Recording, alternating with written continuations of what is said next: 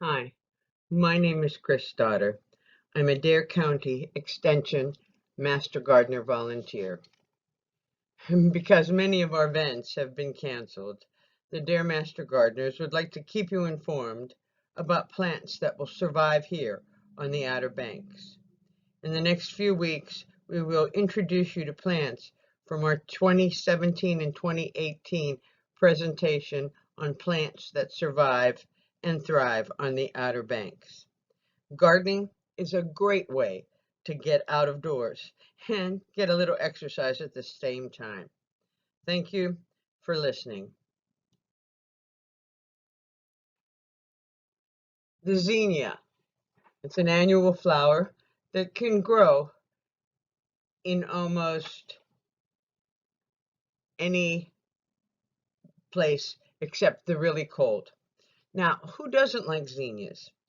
These cheerful flowers are easy to grow, comes in many brilliant colors, as well as many shapes and sizes. And most importantly, zinnia certainly does survive and thrive here on the Outer Banks. It is a native of Mexico. Their ancestors were little reddish purple flowers with daisy-like petals that looked more like a weed. In the early 1880s, gardeners in the Deep South began growing and cultivating these plants. Now, we grow them everywhere. One of the many qualities that we especially like about zinnias is that you can grow them directly in the garden from seed. No need for any fancy propagation methods or equipment. They are great for gardening with kids or people that are new to gardening. They germinate quickly and require little care beyond watering as needed. A monthly feeding of a balanced fertilizer will help them to continue to bloom over a long period of time. Now, when soil temperatures reach 70 degrees, the seed may be lightly scattered in beds and covered with about a 1/16 inch of soil. You can expect germination in about 10 to 24 days. And don't forget to thin out the plants if you scattered too many seeds.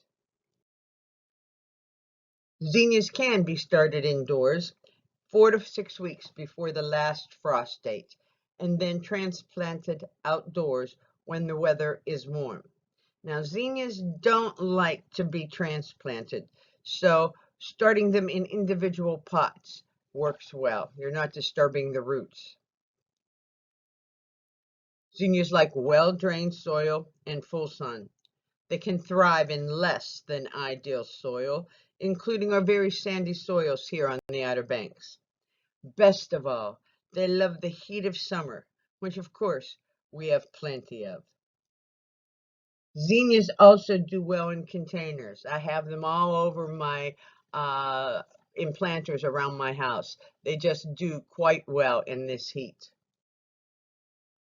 Zinnias come in just about every color and shade known, even green. And the one exception, of course, is blue.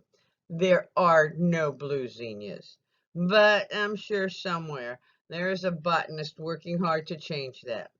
So if you need some color in your garden, they are just the ticket. Zinnia flowers can be single, semi-double, and double. The zinnia plant ranges in height from 6 inches to 3 feet.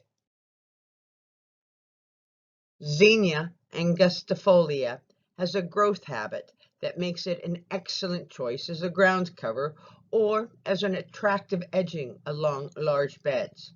Its height remains around 8 to 12 inches, and if it gets scraggly looking, it is easily cut back into shape anytime during the season. Zinnias also make great cut flowers. They are long-lasting in a vase. Be sure to cut the stems at an angle a bit above a bud joint and strip the stems of all the leaves that would be in water. Cutting and using the flowers also helps keep the outdoor plants reblooming. It works on the same principle as deadheading other flowers. So you can enjoy zinnias both inside and outside your garden. Now, zinnias are prone to powdery mildew of the leaves. This can be brought on by wet conditions. To prevent it, water only when needed and avoid splashing water on the leaves. Water the soil around it. Grow the plants, of course, in as much sun as possible because powdery mildew thrives in cool, shady, and moist spots. Also, be sure there is good air circulation around your plants by avoiding overcrowding. Using a slow-release fertilizer rather than one of the rapid-feeding fertilizers deprives powdery mildew of those big energy bursts that it does crave. Zinnias can also be affected by Alternaria Blight, which is a seed-borne fungal disease. Again, wet conditions are part of the issue with this blight, so be sure to water in a way that keeps the leaves dry, or water in the morning so the plant leaves have a chance to dry in the sun. In both cases, you can apply a fungicide to help manage the problem, but be sure to carefully read the labels and follow all precautions when using any type of pesticide. Another way to avoid diseases such as powdery mildew is to plant disease-resistant plants. The single blossom hybrids of Zinnia elegans are tough plants that live up to their disease promise. Now, these two little issues aside, zinnias have few other diseases and so many benefits besides for the landscape in our home garden. Butterflies and other pollinators love them. Butterflies seem to especially love the tall, red, and pink varieties of zinnias. Now, zinnias are deer resistant and they are non-invasive, characteristics master gardeners are always looking for. It's easy to save zinnia seeds and use them from one season to the next. Simply let the flowers dry fully on the stem. Then collect the seed heads and crush them in your hand. The seeds will be released. Store them in a cool, dry place as you do other seeds. So, I like zinnias. They're low maintenance, heat and drought tolerant, easy and fast to grow. They can be used as cut flowers.